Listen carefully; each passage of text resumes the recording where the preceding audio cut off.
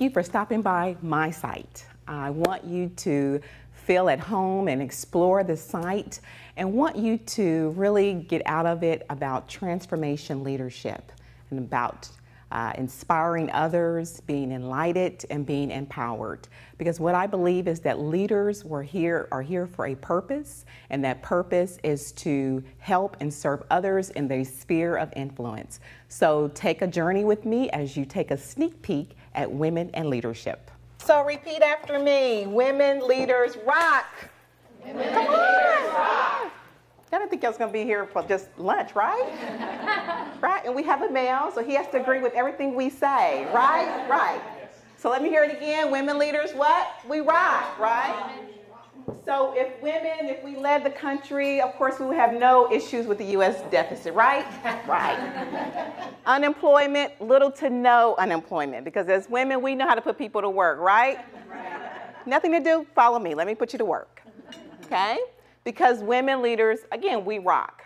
They said that everything that Fred Astaire did, Ginger Rogers did it backwards and better. But she had on what? Let me see your heels. Let me see your stilettos. Right. We're women leaders. We can do everything. We do it strategically. We know how to get things done efficiently and effectively and with grace. So we want to talk about 3 points today. We can be here all day talking about leadership. But of course, I want to focus on 3 areas. That's women leading, being collaborative when you're leading, connecting when you're leading, and compromising to win when you're leading. So those are 3 areas that I want to focus on over the next few minutes. McKinsey, which is a global consulting firm, they put out a study that said that women, we have little to no mentors. And that's true. I see that. That's a reality. The second one is we do not network. Again, I see that. That's a reality. And the third one is that we do not negotiate for ourselves. So we're talking about collaborating, connecting, and compromising to win over the next few minutes. So women leaders what? Rock. We rock. We rock. I saw a study that during the economic storm of 2009, it said that women leaders proved that they can be as tough, decisive, and competitive as men. USA Today reported that stocks of the 13 Fortune 500 companies run by women at that time, the stocks were up an average of 50%. So women leaders what? They rock. And I thought, that's great, but we still have a lot more to do. So we want to focus and talk about those 3 areas of collaborating, connecting, and compromising to win, and kind of what that means. And I would tell you that when I was first, become a leader of, people and over a division, I was afraid. I was like, oh my gosh, they're going to find me out. They're going to find out I do not know what I'm doing. These people are not going to follow me. How many of you felt like that, or even feel like that now? Absolutely. We are leaders in our businesses. We're leaders possibly in other people's businesses, leaders in our homes, and we definitely have that feeling. But in order for us to be successful, again, I find that these 3 areas really excel our leadership skills. So that's why I want to focus on those 3 areas, because I find that, again, that is true. We do lack in those areas. So how can we improve in those areas? And I want to say, and I want to encourage that we're here for a purpose. You're here at this luncheon for a purpose. And our purpose as leaders is to serve and to help others in our sphere of influence. That's what we're here to do. So when I say collaborating, what comes to mind? I'm picking on people. I like interaction. I'm picking on Brandy. Working together as a team. Okay, working together as a team. What else comes to mind when you think of collaboration? Sharing ideas. Sharing ideas. What about connecting? What comes to mind when you think about connecting? Is it Aya? Anya. Having a common purpose, a common ground. Okay. And being able to be excited about, what you're trying to achieve. Okay, very good. What else? When connecting, what comes to mind? Margaret. Being on the same page. Okay. Okay, very good. Compromising to win. What comes to mind when I say compromising to win? Strategy. Strategy. What else? Give a little, give a lot. Give a little, get a lot, absolutely. What else? Mutually beneficial. Mutually beneficial, okay? So let's talk about those 3 areas because, again, McKinsey said, their study said that we lack role models, which, again, we're going to talk about a little bit in collaborating. And then also that we are not networking like we're supposed to. So that's where the connection comes about. And third is that we're not negotiating for ourselves. So we want to talk about compromising to win. Okay? So women leaders what? We rock, right? So collaboration. Someone called me and said, you know, I'm working on a project and I need some people to come in to facilitate for me. Can you recommend? So I recommended some folks. And one of the ladies on the team said, you know what, I just don't work well with women. I was like, really? It's like, okay, we need to collaborate. This is a collaboration, and let's find out what's going on. And of course, it's been a couple of months, and no one's killed each other yet. But again, it's all about helping each other and coming together to collaborate. I had another group of women leaders, everyone's department heads, and again, sometimes there's that power struggle. But we know that the bottom line goal is to meet XYZ, whatever the company goal is. And we have to come together and collaborate. So that's one side of it. And the other side is helping others. Who can we help? Who can we bring along? Who can we be a mentor to? So as women, what I want to talk about today and just kind of share is that we as women leaders, we need to be mentors, and we need mentors of our own. We need other women mentors. We need male mentors to help us to excel in our roles, leadership roles, whatever that may be, okay? So as we are leading others, and I like to use the quote that as leaders, we're only as good as the people we lead. So when we're collaborating, when we're working with other business owners, whatever we're doing, we are the leader, and that should definitely shine throughout. So we're the mentor if we need advisors, but definitely we want to make sure that we're shining about. And I like to use, when I'm talking about collaboration, is talk about emotional intelligence. How many of you have heard of emotional intelligence? It used to be, you know, IQ. Is that person smart? Is that person smart? We want that person on our team. But now it's like, hey, what's that person's EQ score? You know, are they emotionally intelligent to be, you know, working with us? So when we're talking about emotional intelligence, it's that ability to sense and to understand and to effectively apply the power and the acumen of emotions that facilitate collaboration and productivity. So when we understand ourselves, we're able to not only lead ourselves, but lead others, lead other leaders, even lead our business. So when we're talking about collaboration, all that comes into play to make sure that we're helping others, we're being examples and role models, and even mentors, and having our own mentors. Questions, comments on that one? So we talked about collaboration. Let's move to the next one. Connecting, my favorite one. Business relationships period, are the catalyst to our success. I'm here because of a relationship, and I thank Tracy and Kim for the opportunity. It's all about relationship. Who knows you and who can pick up the phone and say, you know what, I have a client who needs your services. That's how it works. People do business with people they know and who they like. So it's best for us to connect. And I like to give a few points when I'm talking about connecting. It's one, being interested. Have you ever been in a conversation and someone just hijacked the conversation? Of course, we all have. When we're connecting and building relationships, be interested in the other person. And I like to use an acronym that someone shared with me, and it's FORD, F-O-R-D. So when I'm being interested and when I'm meeting with people one-on-one, I want to know first about their family. You know, tell me about your family. We have children. Okay, let's set up some play dates. But let me know about your family. The next one is, occupation. What do you do? Because as they're talking and as we're connecting, I'm listening to find out who can I connect that person to. The R is for relaxation. What do you do for relaxation? A lot of deals, as we know, are made on the golf course. Now I have women who are doing spa days. I'm all for spa days. If you're planning one, invite me. So find out what they do for relaxation so you can, again, connect on that level. And the last one is D for dreams. What is it that they are pursuing?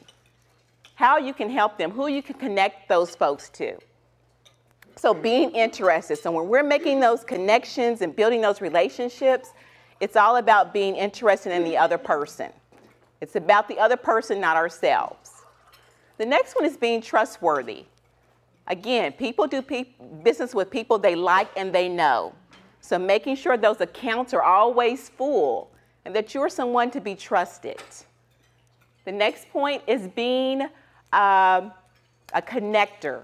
So I had someone call and say, you know what, I'm again, the same person, I'm working on a project. I need people to facilitate various courses. Can you refer some people? Not a problem. Let me tap into the network. So it's being able to connect others and not thinking, oh, well, what about me? You know, I'm missing out. Well, again, as you're giving back, it's going to come back to you. So being interested, being a connector, and being trustworthy, where others can definitely call on you and say, you know, Kim, you know, I need to follow up with this person. I need to be connected to this person. And I always say when we're networking and building relationships, and I see this happen a lot, no follow-up, I say fortune is in the follow-up. When you follow up, again, you're going to reap the rewards down the line, but you have to follow up and build those connections. Set up coffee, set up lunch. I tell people I'm waiting for Starbucks to give me my store. I'm there all the time. So again, finding ways to connect and be interested. And I like this quote by Billie Jean King, the tennis legend. She said, relationships are everything. You never know how someone will touch or change your life or how or when you can change theirs. So when you're building relationships, your networking and your relationship is just like a muscle. You know how we work on our muscles, get big muscles, Al, right? Sure. The more we work it, the bigger it gets. And that's the same thing with our network. The more we work it, the more we develop and nurture those relationships, guess what? Those relationships are going to build. So we've talked about collaborating, we've talked about connecting. Let's talk about compromising. Compromising. People are like, I don't want to compromise. You know, that's like failure. I don't want that to happen. Winners don't relent, winners win. But in some cases, you have to compromise. I had a group, they have the employees, it's a small group, they give their employees off every day, every Friday in the summer. It's like, okay, I want to work for that company. And they pay them, they work 4 days, they still get paid for 5. And so this time around, the manager's like, you know what? You know, we can't do that, it's just not cost effective. We have projects going, we just can't do it. So of course the other managers was like, you know what, this is gonna, you know, kill employee morale. We need to do something. And so they gave her reports and said, you know, if we have every Friday off, we'll meet our numbers. And she still just said no.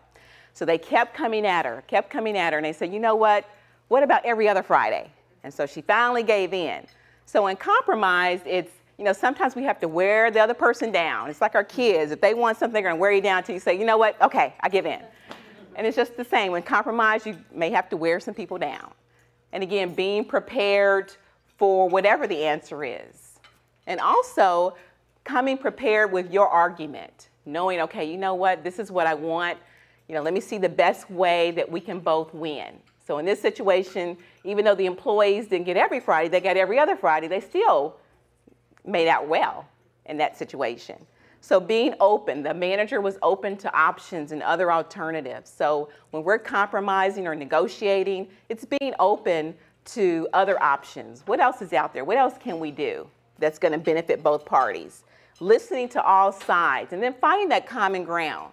So in that case, again, it was, okay, they can't have every Friday, they can have every other Friday. And then seeing the change is incremental. Next time it may go back to all Fridays.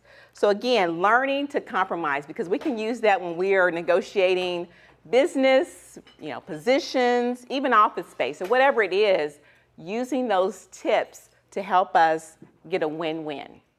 Okay? So we talked about collaborating, we've talked about connecting, and we talked about compromising.